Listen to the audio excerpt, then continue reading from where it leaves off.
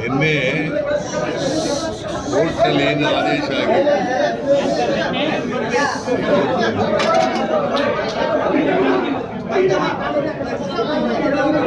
ಅವರು 17A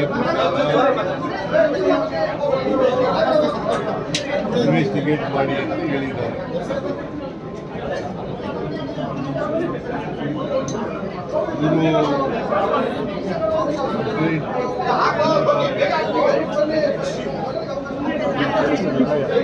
ಜನಪ್ರತಿನಿಧಿಗಳ ಏನ್ರಿ ನೀವು ಗಲಾಟೆ ಮಾಡೋದು ನಿಲ್ಸ್ರಿ, ನೀವು ಮಾತಾಡಿ ಏನ್ ಮಾಡಕ್ಕಾಗುತ್ತೆ?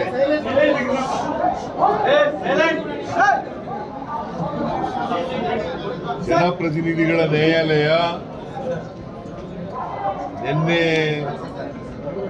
ಹೈಕೋರ್ಟ್ನವರು ಕೊಟ್ಟಿರ್ತಕ್ಕಂಥ ಆದೇಶದ ಹಿನ್ನೆಲೆಯಲ್ಲಿ ಇವತ್ತು ಒಂದು ಆದೇಶ ಮಾಡಿದ್ದಾರೆ.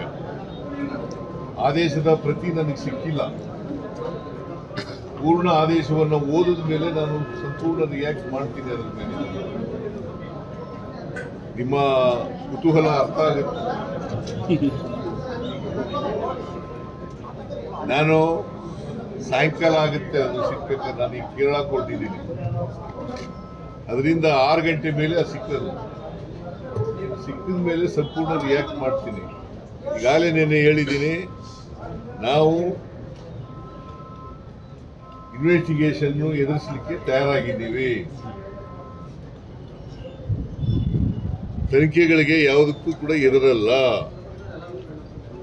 ಕಾನೂನು ರೀತಿಯ ಹೋರಾಟ ಮಾಡಲಿಕ್ಕೆ ತಯಾರಾಗಿದ್ದೀವಿ. ನಿನ್ನೆ ಈ ಮಾತುಗಳನ್ನು ಕೂಡ ಹೇಳಿದ್ದೀನಿ. ಈಗಲೂ ಅದೇ ಮಾತುಗಳನ್ನು ಪುನರುಚ್ಚಾರ ಮಾಡ್ತಾ ಇದ್ದೀನಿ. ಈಗ ನನಗೆ ಗೊತ್ತಿರೋ ಮಟ್ಟಿಗೆ ರೆಫರ್ ಮಾಡಿದ್ದಾರೆ ಲೋಕಾಯುಕ್ತಕ್ಕೆ ರೆಫರ್ ಮಾಡಿದ್ದಾರೆ. ಮೈಸೂರು ಲೋಕಾಯುಕ್ತಕ್ಕೆ ರೆಫರ್ ಮಾಡಿದ್ದಾರೆ. ಬಿಕಾಸ್ ಅಲ್ಲಿ ಕಂಪ್ಲೇಂಟ್ ಕೊಟ್ಟಿದ್ರು ದೂರದಾರರು ಮೈಸೂರಿನವರು, ಮತ್ತೆ ಮೂಡ ಮೈಸೂರಿನಲ್ಲಿದೆ ಅಂತ ಮಾಡಿರ್ಬೇಕು ಅಂತ ಅನ್ಕೊಂಡಿದ್ದೀನಿ. ನನಗೆ ಮಾಡಬೇಕು, ಯಾಕಂದ್ರೆ ತನಿಖೆ ಮಾಡಿ ಅಂತೇಳಿ ನೆನೆನೇ ಹೇಳಿದ್ದಾರೆ.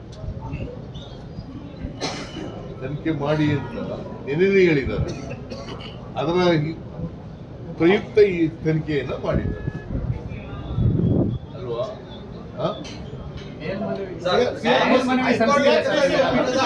ಹೈಕೋರ್ಟ್ ಆದೇಶ ಮತ್ತೆ ಜನಪ್ರತಿನಿಧಿಗಳ ಆದೇಶ ಎರಡೂ ಪ್ರಶ್ನೆ ಮಾಡಿ ಏನಾದ್ರು ಮೇಲ್ಮನವಿ ಸಲ್ಲಿಸೋದಕ್ಕೆ ಏನಾದ್ರು ನಾವು ಇನ್ನೂ ಪೂರ್ಣ ಆದೇಶ ಸಿಕ್ಕಿದ ಮೇಲೆ ಅವೆಲ್ಲ ಮಾತಾಡೋದು.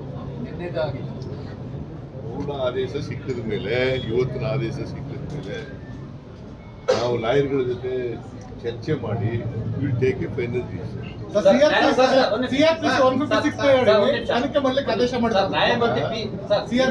ಸರ್ಕಾರ ನ್ಯಾಯಮೂರ್ತಿ ಪಿ ದೇಸಾಯಿ ನೇತೃತ್ವದ ನ್ಯಾಯಾಂಗ ತನಿಖೆಯನ್ನು ಮಾಡ್ತಿದೆ. ಈ ತನಿಖೆಯನ್ನು ಮುಂದುವರಿಯುತ್ತೆ ಸರ್. ಇದು ನಡುವೆ ಯಾವುದು ಸರ್ಕಾರ ರಚನೆ ಮಾಡ್ತಾರೆ, ಅದಕ್ಕೆ ತಡೆ ಮಾಡಿದಾರ?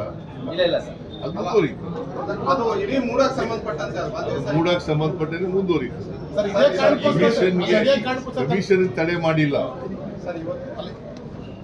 ನಾನು ನೋಡಿಲ್ಲ. ಅದಕ್ಕೆ ನಾನು ಹೇಳಪ್ಪ, ನಾನು ಹೇಳ್ತೀನಿ.